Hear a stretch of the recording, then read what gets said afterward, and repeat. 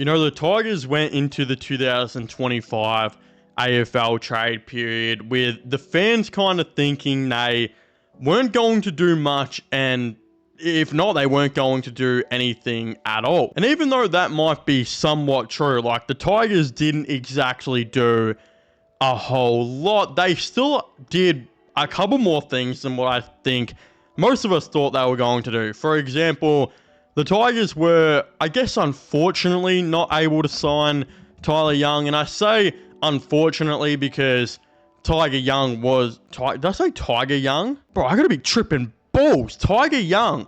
You know what? Tyler Young, if you actually stayed as a Tiger, that's what we could have called you, man. You're just ruining it. Look at my lips. You're ruining it. I say unfortunately the Tigers weren't able to sign Tyler Young because, as we know, in the last 7 games or so that he played, he was actually ranked as one of the higher key defenders in the AFL, and he played some really good footy. But of course, he decided to leave. He went over to the West Coast Eagles, where the Tigers were able to get pick number 38 in return. Now, at the time of making this video, it is pick 38, but by the time the draft comes around, all the academy players get taken, father, sons, all of the above, pick 38 will probably turn into like pick 55 at this rate. It's legitimately so crazy how many academy and father sons are in this draft. This pick is going to be getting pushed back to a pretty far distance. But obviously, outside of the Tyler Young move, the Tigers went out and got Patrick Rechko and traded away a rookie pick to make that happen, which, I mean, we don't really know if this was good or not. It's not like the Tigers lost anything. They traded away a rookie pick for a guy that they seem to actually quite like, and they, from all reports, would have actually selected if we didn't take freaking 1,900 players in last year's draft. So the Tigers got Patrick Rechko, they moved Tyler Young on, and got pick 38 in return. Now, originally with this pick 38, a lot of Tigers fans thought that they were, of course, bringing in this pick so they could go on and match Louis Callaway. But from what we are hearing is that Louis Callaway might actually be getting bid on very, very late in the draft, like one of the latest picks in the draft, to the point where if the Tigers were, of course, to actually match it, the only compensation they would have to give up to match it would be like, like the top rookie pick that they probably got or something like that. Or the Tigers would just have to trade for some team's 4th round pick. It wouldn't be anything crazy at all. But then you've also got the other reports that they might not even have to match Louis Callaway at all, because Callaway might not even be getting drafted. Like, he has fallen down a little bit in the draft to the point where some projections are even having him going in the rookie draft, which the Tigers could either facilitate there, or they could just bring Louis Callaway on as a train-on player, and he can come into the 1 or 2 open spots that Richmond are probably going to have in the off-season.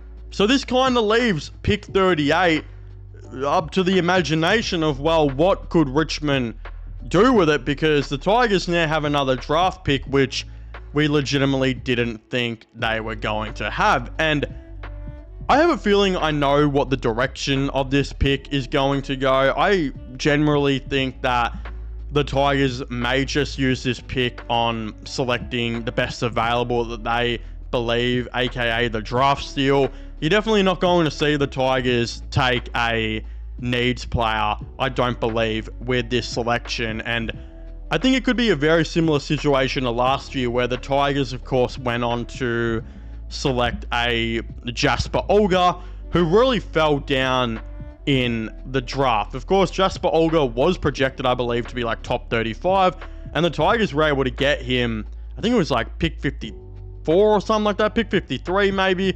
I can't even remember, but the Tigers were able to get him at a really respectable pick because he just dropped down so far. And the Tigers have done this previously. They, of course, saw Jack Graham fall all the way down to pick 53 all those years ago, and he was ranked like 28, and they decided to go and get him. And what a great selection he was for the Tigers. 2-time premiership player, literally 1 injury off being a 3-time premiership player, and he really did his thing for Richmond. So I wouldn't be surprised if that is the angle that the Tigers are going to go. I think they might go that best available, player who has just fallen down in the draft ranks. They did it last year, and I just don't think this is going to be a situation where they're particularly going to be going needs-based. Now, of course, there are some players who have fallen down in the draft that they could maybe take here. Again, maybe they even could still take Louis Callaway here. Like, that's not out of the question as well. It's not like a team has to put a bid on a player for you to have to take him. Like, Cal Shadir was tied to Hawthorn as a father-son, and no one put a bid on Cal Shadir for them to draft him. Hawthorn just saw him as the best available player and were like, look, we want you on the team. And what a great decision that was for them. And that could be a very similar situation to Callaway, because no one would have scouted him as much as what Richmond would have. So they truly know if this guy is really a real deal or he's not. So the Tigers could very well just say, look, we know this guy's a good player. We want to take him. We want him on our senior list. And they, of course, just go on to select him. But then there's other players that they could look at. And one player that came to my head as of late, who apparently has really fallen down in the mock drafts, I really don't know why. At one point, this guy was a top 15 ranked player, and now he's not even in the 30. But that does actually happen to be Fred Rodriguez from WA, a player who had a lot of hype at the start of the year, has really fallen down in the mock drafts. And obviously, I don't live in WA. I personally haven't watched him play. I don't know the whole entire reasons why he has fallen down in the mock drafts, but I can just go based off video and stats which I've seen, which to me still show that Fred Rodriguez does look like a decent player who not only would be best available at this pick, but Richmond, I think, also really do need a midfielder who's going to add speed, add some bursts in there, and that's what it looks like Fred Rodriguez can. So this would be a natural pick, a 184 centimeter inside midfielder who I think has shown some really good stuff, a really good burst player, got a lot of speed in there, kind of just a similar player to Sam Grill, of course, definitely nowhere near as good, who could be available at this pick. And he's kind of the example I want to use. A player who maybe at once upon a time was ranked pretty high, but has fallen down for whatever reason, the Tigers could very well look at. Like, I don't think he'll be personally available at this pick, but even a Noah Hibbins-Hargreaves, who at one stage was in freaking pick one contentions, literally, and has fallen all the way down to being barely ranked in the top 30 in some mock drafts. Like, there are going to be so many players, especially in this year's draft, that could be like that. There are also going to be so many players in this year's draft who are going to be similar to Sullivan Roby, who maybe just hit too late, that I think teams will also be looking at. And what I mean by that is, Sullivan Roby was a guy who wasn't getting a game like 12 weeks ago, and all of a sudden he's a top 5 pick just because of how much elite football he has played since he got the opportunity. And he was one of the best players in finals. There's going to be players like that who maybe have just peaked over the last 3 or 4 weeks of the under-18 season, or VFL, SANFL, Waffle, whatever it might be, that the Tigers could be looking at.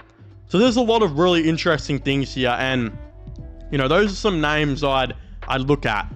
Is Fred Rodriguez going to fall down this far? Is Louis Callaway going to fall down this far? Could Noah Hibbins-Hargreaves continue to keep falling? Who are going to be those players that are going to be available at this pick? And will this be the destination where Richmond stop at? Like, there's no reason Richmond won't do what they did last year and trade a future fourth to get back into this year's draft to get a guy they're interested in. They did it with Jasper Olga last year. They traded a future fourth to Gold Coast and were able to select Olga. Wouldn't be surprised if by the time this draft is coming around, if Richmond see a guy at pick 40, they may even like a Noah Hibbins-Hargreaves if he falls down that far, and then maybe see a guy at whatever the hell this pick is going to end up at that they also may, of course, go on to like. So it's going to be very interesting to see how this, of course, does unfold and more. I think Richmond they're going to have a lot of options for sure at this pick 38. They're going to have a lot of options as well later in the draft, and if they want to trade back in, they're going to have Louis Callaway as an option, and of course they have some rookie spots available that they're going to possibly look at as well. So of course, I'd very much love to know all your thoughts and opinions on this in the comment section down below. Please make sure to leave a like and subscribe to the channel for latest AFL content and AFL news. Don't forget to comment your thoughts and opinions down below, who you think the Tigers may potentially look at with pick 38 in this year's draft. You know, will they do everything that I've said, or will they go in a different direction? I'm not too sure. Definitely let me know your thoughts and opinions. Go and subscribe to my gaming/movie channel. Also linked down below as well. And give me a follow on Instagram if you haven't already as well. All of them will be getting linked down below. But as I was saying, please make sure to leave a like, subscribe, and comment. And I'll see you guys next time. Goodbye.